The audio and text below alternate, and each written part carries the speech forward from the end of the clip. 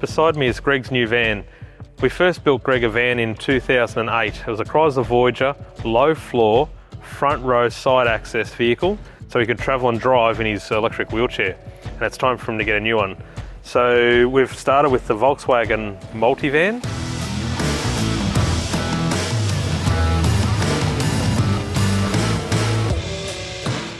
This one's a long wheelbase. You can tell if it's long wheelbase quickly by glancing between the back of the sliding door and the wheel arch here. If it's got a short amount where this sliding door crease is near the wheel arch, it's a short wheelbase. And this is a long wheelbase, so you gain 400 millimeters of room in the vehicle. It doesn't change anything in the front of the vehicle, it's just in the rear, so we gain a bit of extra baggage room and room for seating in the back.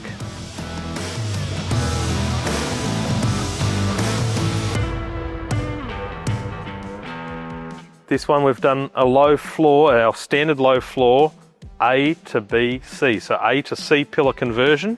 As always, whenever we do a low floor vehicle, we've added the 4-corner airbag suspension.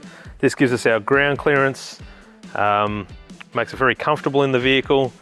Doesn't matter how much weight we put in there, it'll always sit at the right height for traveling and driving the vehicle.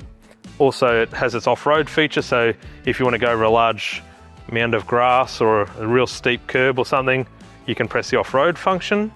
I might just do that quickly now. So mounted on the dash here is our air suspension controller. There's a lot of functions in here, but if I just press the off-road function, the vehicle will raise, the light will flash while it's moving, and when the vehicle gets to its desired height, the up light will stop flashing and the off-road button will be illuminated solid. So around here now, we'll be able to see that the vehicle's raised. You can see the ground clearance between the top of the guard here and the tyres much more, but the biggest advantage is we've got so much room under the car now, so a huge amount of room under here to sort of navigate and go over things. We can also use this if you park next to a large bluestone curb, and when you open the ramp, it'll land on the curb flat. So sometimes the car actually becomes too low for a large curb, and that can help us in that sort of situation. Now, before we open the door, typically you'll be in the vehicle. To exit the vehicle, we'll press down, which will lower the car down on its bump stops to allow for the ramp to work. Now that the vehicle's lowered the suspension down, you can see that the vehicle's sitting nice and low. We're using the vehicle here on a flat level ground, so we want that ramp to be as low as possible. With the remote control, it's integrated with the door system and the ramp, so one press of the remote will open the door.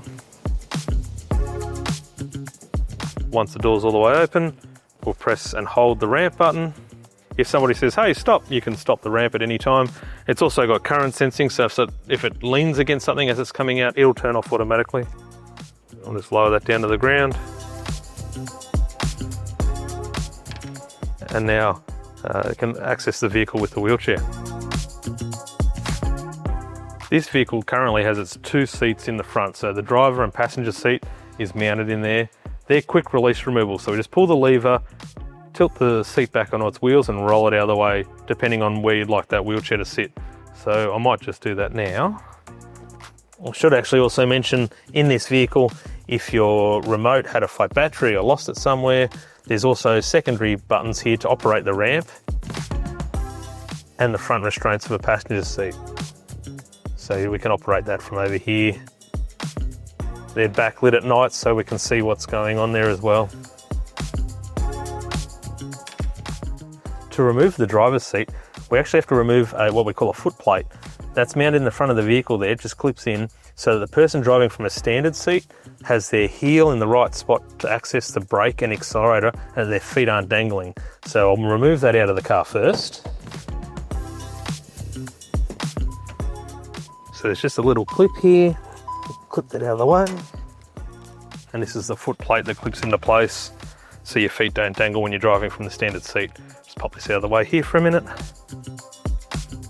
The way we've designed and developed these removable seats is to make it very easy to remove, and you shouldn't have to lift anything. We've got wheels there, you tilt it back onto its wheels and you let the wheels take the load. So there's a lever here, we pull back, lock into place, give the seat a little wiggle from the rear, tilt the seat back onto its wheels and roll him out.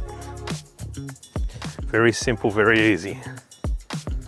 Same process to put it back into the vehicle, just in reverse. Of course you can do the same on the passenger side, same process. So Greg will roll in with his chair, and we've got a docking device on the floor here.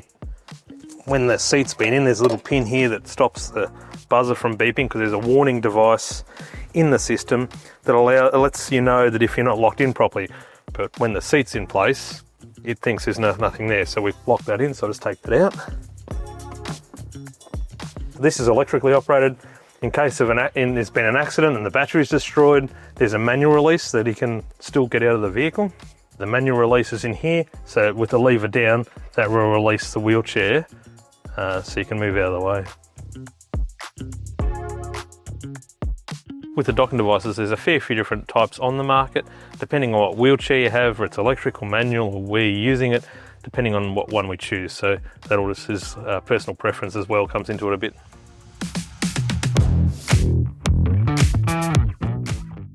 Once Greg's rolled into the front position here and he's locked in, we've installed a fair few goodies and bits and pieces for him to use in here.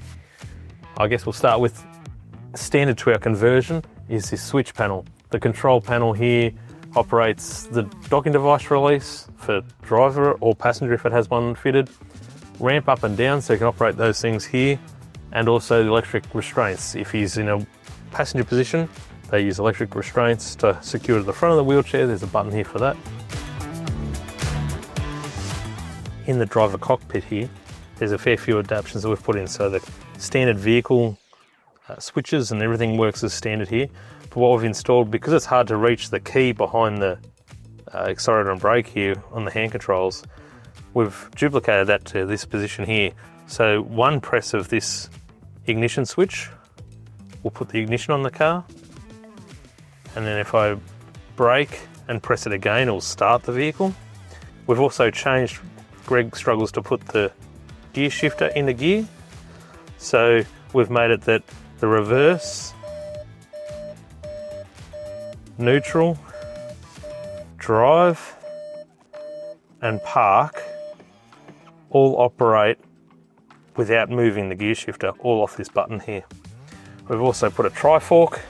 Those of you that aren't familiar with a tri-fork, someone that hasn't got good grip strength to hold a spinner knob. There's all sorts of different devices we can use, but this is what they call a tri-fork, and we adjust that so your wrist sort of wedges in firm in here, and you really don't have to grasp the wheel with your fingers or the knob to operate the steering.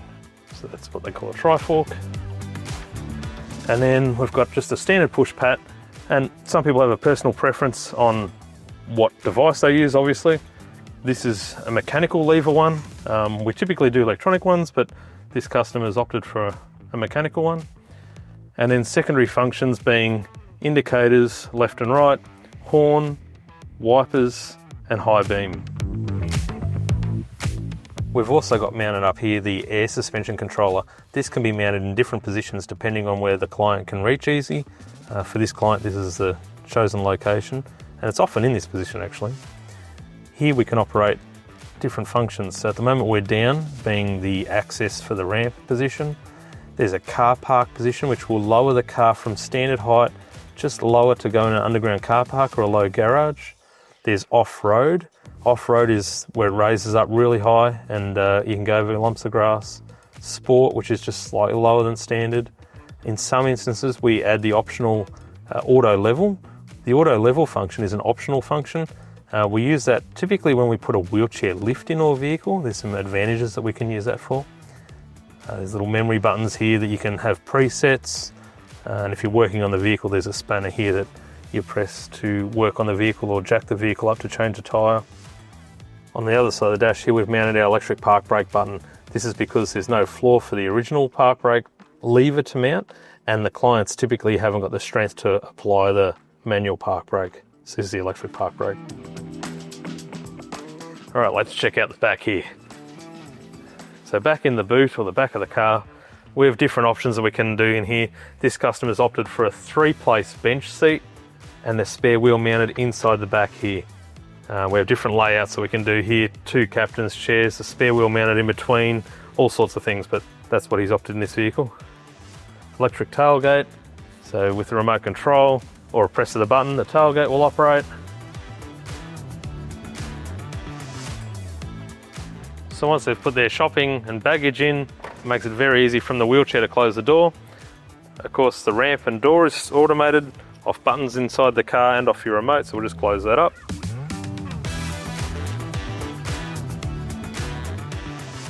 It's nice and easy.